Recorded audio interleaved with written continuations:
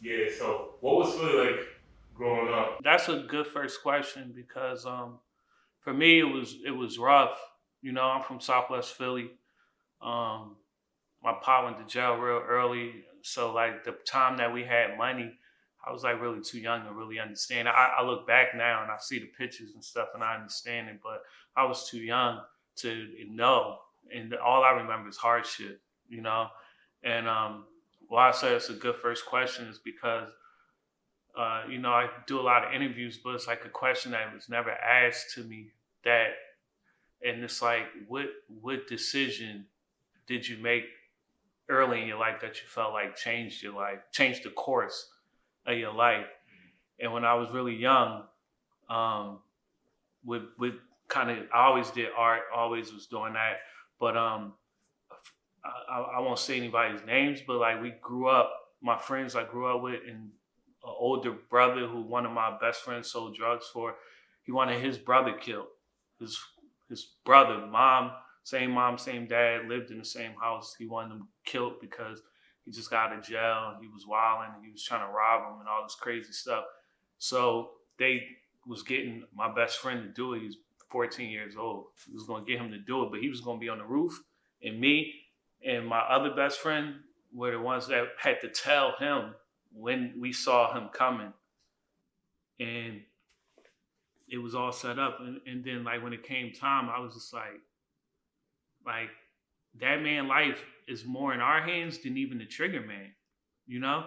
Because if he don't know, he can't shoot him. You know what I mean? So like I felt like that was too big of a burden. You know what I mean? It was like too much for me to. I just didn't want to be responsible for that in the circumstances, and and then we didn't tell him.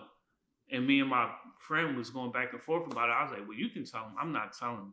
And we saw him coming, but he was on the roof, so he wouldn't know. We had to give him like safe scream, and he was just gonna pop out on him. And he never killed them after that. You understand what I'm saying? So it made me think. Like I'm like, you thought you wanted your brother dead so bad, and like if he would have died in that moment, like look at him now, like it never happened, and y'all wound up being cool again.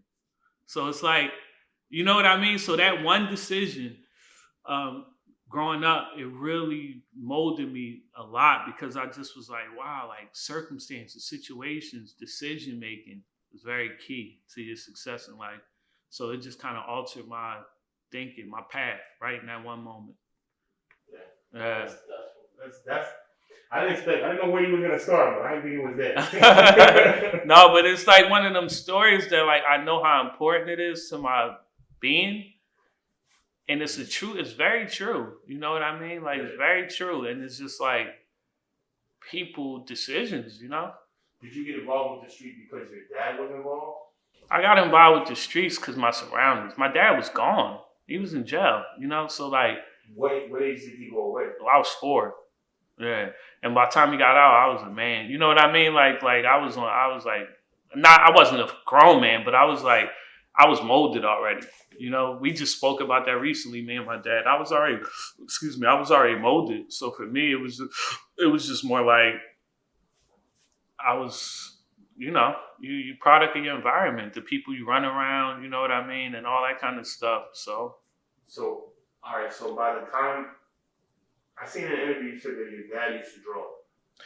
well, I figured it out in jail Mm. because he would send me letters and it had all his art on it. And I was just like, I was asking my mom, like, who did that? Like, and she like, he did it. And I was like, damn, like, really? You know what I mean? Like, and it blew my mind. And it kind of like just made me start doing it. So it wasn't like what I thought happened. I thought that you would hang out with him and see him draw and he would teach you. So It was, I never told my daughter. And she's nice with it, you know? I never sat down with her and told her. She just saw I do it. It's kind of the same exact thing, you know? Like, he never set me down ever, not once. Yeah. All right, so you're involved. You're getting involved in the streets when you're young. It's serious. It's not like oh no, it's murder. It's everything. There's things going on in your neighborhood, and at some point you start rapping. not just in my neighborhood, like right there, like, yeah, well, everybody died except me and my best friend who I wound up being in a rap group with. We were the only two that didn't get killed. Like out of our best friends, out of our crew that we hung with every day, went to school with every day, like they all died. You know what I mean? Like, and so for me, I was really like, I probably ain't gonna be 18. You know what I mean? Like that was really my mindset at one point. Like I really thought that. I was like, I ain't gonna, like 18. If I make it to 18, like I lived a lifetime. That's how I felt. Because all my homies 15, 16, done, dead. You know what I mean? So it's like, I ain't really see nothing else, to be quite honest. You know what I mean? Like, I ain't see, that's all I saw. That's all we knew, you know? I wasn't per se, like, I wasn't killing nobody, doing nothing like that. You know, of course we sold drugs and little shit like that, but like, beat people up and shit like that. But I wasn't out there shooting, killing people, you know? But all my friends were, for sure. Like, you know what I mean? Like, that's what they did. That's what they was into, yeah. Oh, okay, so you're a teenager, and at this point you're already rapping. You're doing this stuff. 8 years old. So 8 years old you start rapping? Yeah, okay. yeah. I did art my whole life. Yeah. Started rapping at 8 though. Yeah. Okay, so when you start rapping, did you look at it like I could be a rapper, or was it just like a hobby? My 8th birthday, my mom, back in the day, like you hit record and play on the tape cassette, and if you stuff like paper in the cassette tape, you could dub over a tape. So like, it was a Big Daddy Kane tape, and like my birthday, we dubbed over it, and it was like, you could still hear the beat and him rapping, but like we like rapping over top of that. And freestyle, I just was coming off the top. I was cussing like a motherfucker, just saying anything. I didn't even know how to write the shit or spell the shit I was saying. I was just going. Went downstairs, played it for my mom and everybody, and they was all like, I was like, it's my birthday. Sorry, mom, I'm cussing. I'm gonna tell you ahead of time, but like, just listen, you know? And she was like, it's really good. And from that point, for whatever reason, I was like, I'm a rapper. Took it very serious. Like, it wasn't no hobby or nothing. It was like, okay, I'm gonna be Big Daddy Kane. Like, that was my mindset. At the time when you started rapping, when you got signed, there was nobody else that was really signed. Nah. So can you talk about like, like the scene that was going on, the people that were involved in the scene, and like how you got your first deal? Yeah, well, my sister had a boyfriend. His name was Stevie G. He was like really young. This like way long ago. But he was getting money, and he was around. I had at the time I had three sisters. Three sisters in the house with me, and multitude of female cousins, and they were like the hot girls. You know what I mean? Like in Philly, in my neighborhood. So like all the dope boys, they always be over the house. So like, I knew Steve, and we started rapping, and we needed money to go to studio. So, but we was more so looking for a chaperone, somebody that could like go on the road, because we met this guy named Mike C, which I never mentioned his name ever in life before, but like he's actually the person that got us our first show ever in Atlantic City at this spot called the Wonder Garden. And we was like little kids. Crisscross ain't even come out yet at this point. So like, we like, okay, we need a chaperone, and we told him and all that. He's like, yeah, I got you. He had money. So he wound up taking us to the studio, and that's how we started getting in the studio to like record music. But a girl named April, who she's a tomboy, had a fat ass though, but she was like a tomboy. But like, we knew her since kids, and we always made fun of her because she dressed like a boy but had a big butt or whatever and stuff like that. But she always was fresh though, clothes wise, but like a boy, but fresh. And she told us that she had she had a brother, and this years later, and she like, yeah, he's like at Bad Boy with Puff, and we like, first of all, you don't have no brother. Like, we know you forever. Never seen a brother. It's just you and your mom. She like, no, he lives in New York, but it's my brother, like, for sure. We're like, all right, whatever. She's like, I want him to rap. I want him to hear y'all rap when he come. We brushed it off.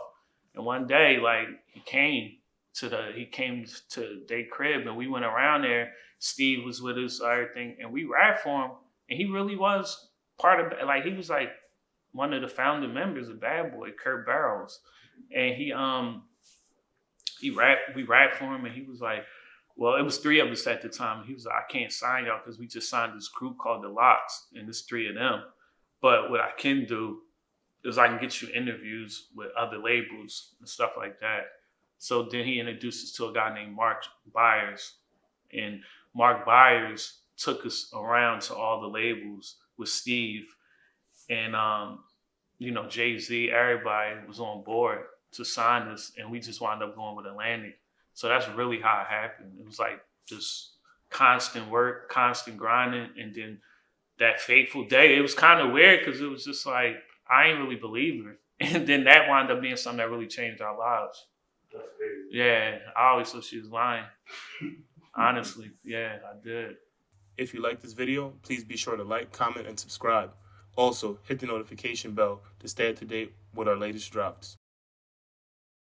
Like, a lot of people make music. Yeah. Someone gets signed. But then nobody has a hit record. Mm-hmm. Nobody has a record that spins. You know what I'm saying? Yeah, that's a hard thing to do. And I remember Across the Border. Yeah. You know what I'm saying? Yeah. Do you, like, what was it like just making that record and actually having a hit record, a record that was hitting? Yeah. Well, before I even get into that, the thing I always like to tell people, because I know we were in the era of people who like to be like one-hit wonders and stuff like that. Yeah. Like, that's when people talk like that. But the reality is we had 2-hit records. Because Please Don't Mind was bigger than Cross the Border actually on the charts. Yeah, 100%. Like, it was bigger. I just remember Cross the Border. Yeah. But Please Don't Mind was bigger. You know what I mean? Of a song. We met the Neptunes, and that was like another benchmark in our life. Like, even though they were like relatively new when we met them, you could just feel it. You know what I mean? Like, they had some hits under their belt, don't get me wrong, but like, you could just feel it. Like, we could, and we ain't familiar with the industry, but I was like, these dudes are special, like, they different, and we always were different. So it was just a perfect match, and Across the Border was crazy, dog. Like, it was definitely crazy because when we went on tour, our video had got banned because they said it was like a blatant drug smuggling video and song and all this stuff. So we didn't get a lot of airplay visually, but it was a hit. So it was on the radio crazy. It was number 3 in the country. I think it peaked at number 3 on Billboard, and it stayed there for a while. And when we were on tour, we'd do all these songs and people would be rocking, but you always could tell, like, when Across the Border dropped, it's like, then they realized who it was. Like, it was always that moment of, like, you could just look and see everybody looking at each other and like, oh, shit, like, that's them. Like, you know what I mean? And that used to feel good. And if we had our video, it wouldn't even have been like that. But, because it was only on Uncut, people ain't really get to see it like that. Or the box. It was on the box, but, Yeah. They're actually always in my neighborhood. Yeah. Yeah, the box. Yeah. So it was a good thing. It was a good. We had some records. Yeah, it was good. At that time, like Philly. That's like around the time Philly started really going crazy. It was the new rap renaissance. Yeah. For sure, without question, that was the moment. Yeah. Like, how often do people, when they talk about that era, do they talk about your role in it? Oh, because you had a special role in terms of bringing Beanie Siegel to meet Jay-Z. Yeah. Can you talk about, your role and how what you've done has trickled down and affected Philadelphia as a whole in hip hop? Me and my old manager, we talk about it a lot lately. You know what I mean? Because understandably, people, before I even say that, just say, imagine you had somebody who you looked up to very, very much, I'm not like this, but some people are. Like, you had somebody you looked up to very much and they helped you in all kind of ways, but you didn't have none of that shit going on before you met that person. And then you start to get it going on. Some people like to distance themselves from that person because it's an identity crisis, and they feel like, if I'm doing you, you can't be around. You know what I mean? So people kind of tried to write us out of it. You know, like when they talk about it, they would try to like act like, you know, well, we on this tip and we about this shit and we about that shit. And the fact of the matter is, like, Philly's Most Wanted, all we talked about was that shit until we met Pharrell. That's how we got commercial viable records and things of that nature, commercially viable records and stuff. We was all talking about shoot it up, bang, bang. Like, you know, our environment. So, like, the idea that, like, we was not the hard ones, these people was the hard ones, and this was, like, that shit just not true. You know what I mean? Like, we always on that shit, period. You know what I mean? And even more so than some of the other people that claim to be, because they clicked up and got that residual, you know, effect. Like, they was really with the shits, but they weren't with the shits. You know what I mean? So, yeah, it was just, you know, people try to write us out of it. I know what it is. A lot of people know what it is if they really know, but, like, I don't really feel that energy because people try to act like it didn't happen a lot. You know what I mean? So it is what it is. It don't bother me, though. Yeah. If you like this video, please be sure to like, comment, and subscribe. Also, hit the notification bell to stay up to date with our latest drops. What led you out of music, actually? Well, we moved to Atlanta and when I was 20 from Philly. Okay. And it was like a premature move because it was like right when we started popping and we Philly's Most Wanted. You know what I mean? And we moved to Atlanta. You know, so it was like we should have held it down longer there. You know what I mean? But we there was a lot going on that made us want to make that decision as far as, like, you know, we had the girls, you know, so naturally you get niggas who don't like that. Or maybe you fucking a girl and you don't even realize it because she says she don't have nobody and stuff like that. So a lot of weird stuff started to take place, and we was like, it's better for us to, you know what I mean, before we get killed, to have to kill somebody, you know, to just move. So I think it was a premature move, but it kind of like, things never fell on track after that. You know, it was like 9/11 happened, right? Our album came out August 7th. And then September 11th happened, you know? So we ain't really get a run. We ain't get a chance to really, you know what I mean? Like, it was kind of like cut short. So we never really recovered from that. So I just, like, over the years, I just therapeutically got back into my art. Like, because, I mean, I didn't choose to lead the game. You know, the game just changed, and I wasn't willing to change with it to keep up because I'm a Philly nigga. I'm authentic. And I love people that can do that, but I'm not that kind of person. Like, I wouldn't feel comfortable looking in the mirror if I, like, changed the way I rap just to go with the times. You know what I mean? Like, I'm not that kind. But I understand it. I definitely understand it, though. I just can't do that personally. How was it, like, how was it getting by through that time? Because to reinvent yourself. Yeah. It's, you know, you said you started rapping when you were 8. Yeah. You moved out of Philly when you were 20. Yeah. So that's 12 years pretty much dedicated to rapping. Yeah. When you started seeing success. Yeah. So what were you doing in between that time when you were transitioning from music into art? Well, I still was doing music because Ricky Hill is my best friend.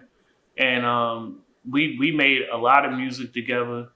We went on tour together, like Rich. To be honest, like, when I was fucked up, you know what I mean? Rich saved my life, you know what I mean? Because he knew what it was with me, and we both had needs, and we both helped each other out in ways we could, you know what I mean? Like, I knew that people would try to front on him because he was the son of a famous designer, you know what I mean? And he knew people would front on me because how much I really did for people, but I'm down and out. So it's that idea, like, since he's down and out and we really know the truth, let's keep him down there so we can just run with his shit.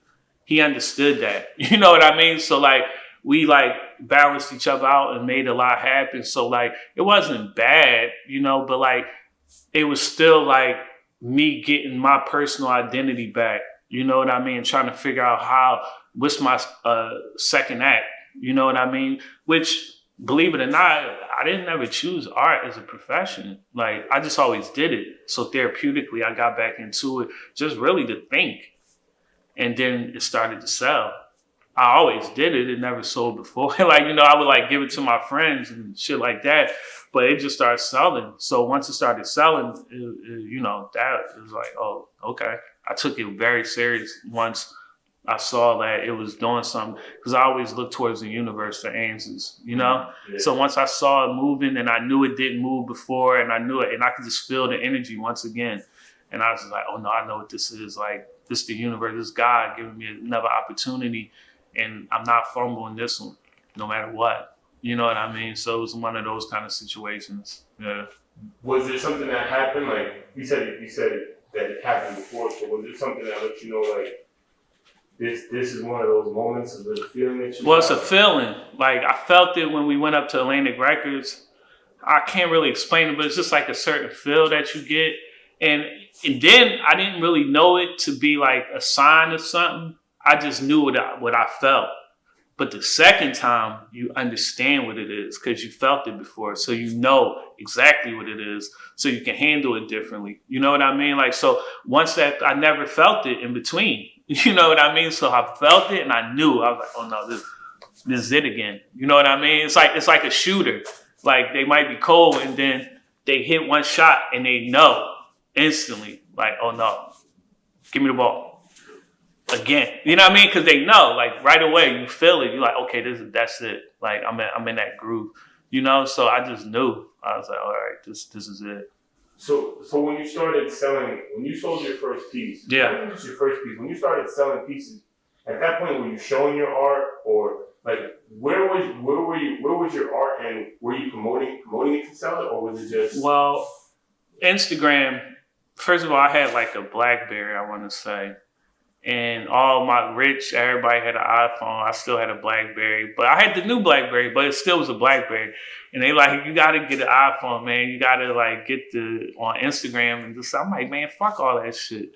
Like I'm, I ain't even gonna say what I said because it was so ridiculous that we was on the road, we was on tour. No, I'm gonna just say it. We was on tour, and they was grinding me up about not having an iPhone. They like, dog, like.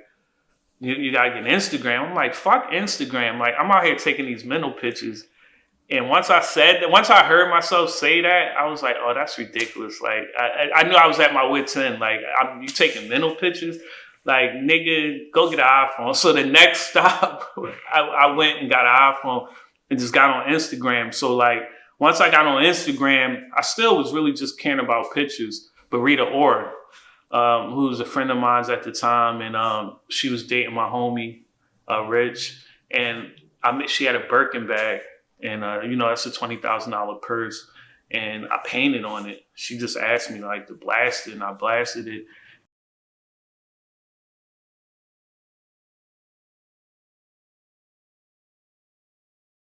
And she put my email up on her Instagram with a picture of the bag.